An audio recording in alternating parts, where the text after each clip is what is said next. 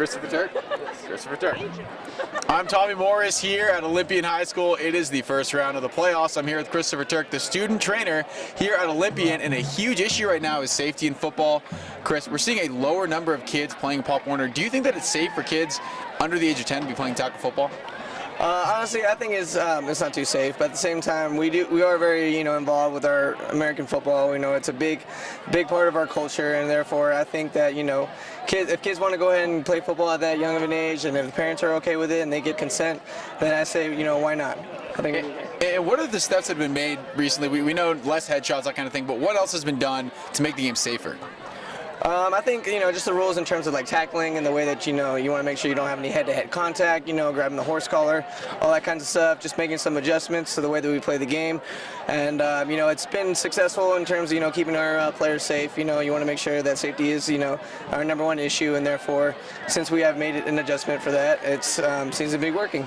Okay, and concussions are a big issue, so now I'm about to put you on the spot. I didn't tell you I was going to do this. Okay.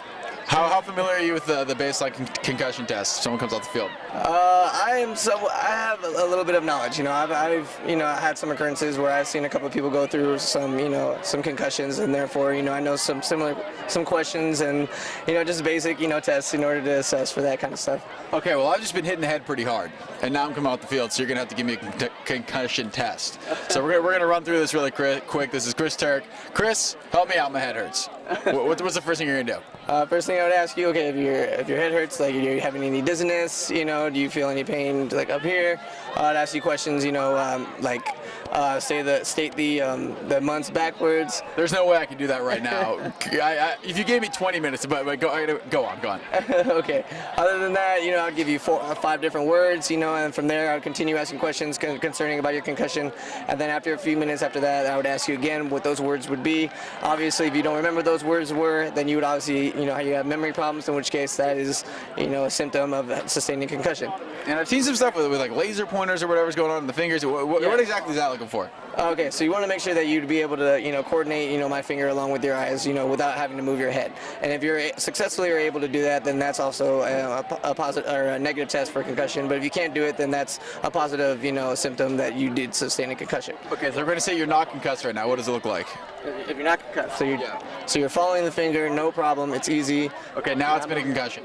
Now it's a concussion, so you're moving your head with it. It's kind of off. You can't really. You're slow with it. It's tough. It's tough to keep controlling and stay focused on the actual finger. And so these are things that any parent can do with their kid if they're worried they've sustained a concussion, right?